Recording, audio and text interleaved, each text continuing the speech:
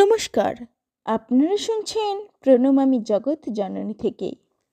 ঠাকুর শ্রী রামকৃষ্ণদেবের এক সূক্ষ্ম তীক্ষ্ণ দৃষ্টি ছিল, যাতে তিনি ভূত ভবিষ্যৎ আগে থেকে সব দেখতে পেতেন।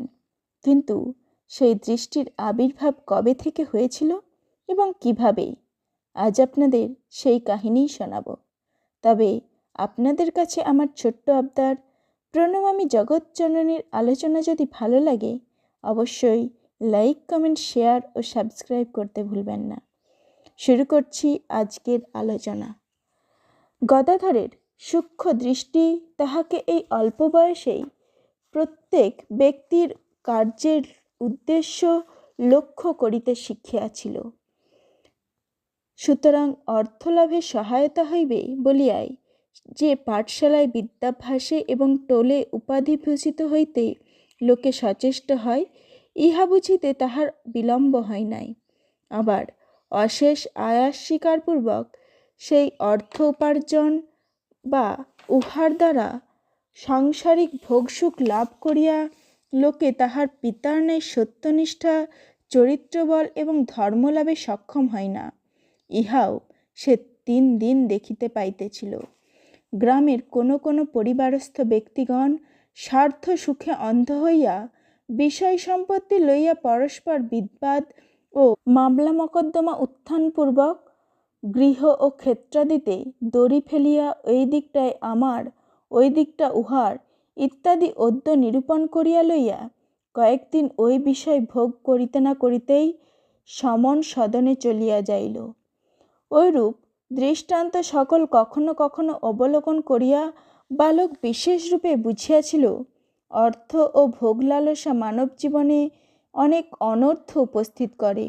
সুতরাং অর্থ করি বিদ্যার্জনে যে সে এখন দিন দিন উদাসীন হইবে এবং পিতার ন্যায় মোটা ভাত কাপড়ে সন্তুষ্ট থাকিয়া ঈশ্বরের প্রীতিলাভকে মনুষ্য জীবনের সারোদ্দেশ্য বলিয়া বুঝিবে, ইহা বিচিত্র নহে। সেজন্য বয়স্যদিগের প্রতি প্রেমে গদাধর পাঠশালায় প্রায় প্রতিদিন কোনো না কোনো সময়ে যাইলেও রঘুবীরের সেবা পূজায় ও গৃহকর্মে সাহায্য প্রদানপূর্বক মাতার পরিশ্রমের লাঘব করিয়া এখন হইতে তাহার অধিক কাল অতিবাহিত হইতে লাগিল। ওই সকল বিষয়ে ব্যাপৃত হইয়া বেলা তৃতীয় প্রহর পর্যন্ত তাহাকে এখন প্রায় বাটিতে থাকিতে হইত। গদাধর ঐরূপে বাটিতে অধিককাল অতিবাহিত করায় পল্লী রমণীগণের তাহার সহিত মিলিত হইবার বিশেষ সুযোগ উপস্থিত হইয়াছিল।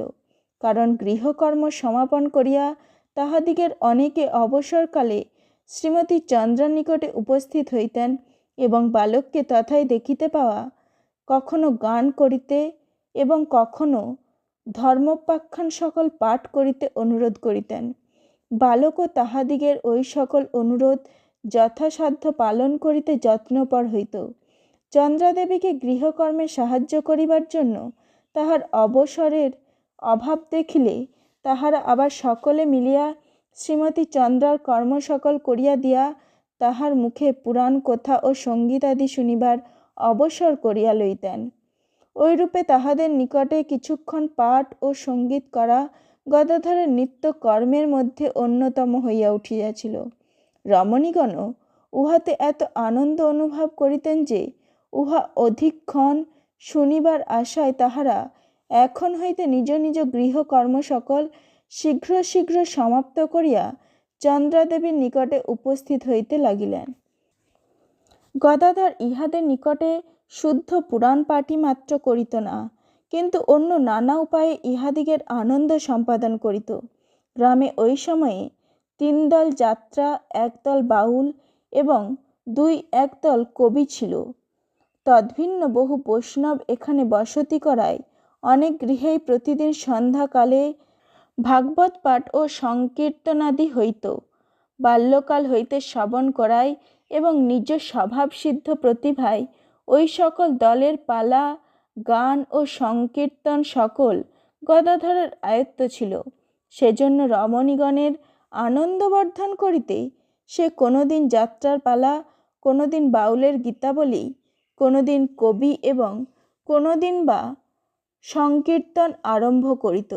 যাত্রার পালা বলিবার কালে সে ভিন্ন ভিন্ন স্বরে বিভিন্ন ভূমিকায় কথা সকল উচ্চারণপূর্বক একাকী সকল চরিত্রের অভিনয় করিত।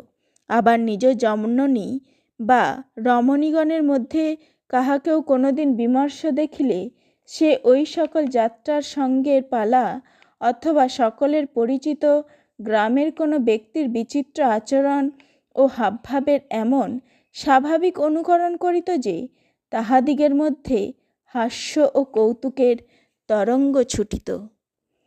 নমস্কার, আজ এই পর্যন্তই। ধন্যবাদ।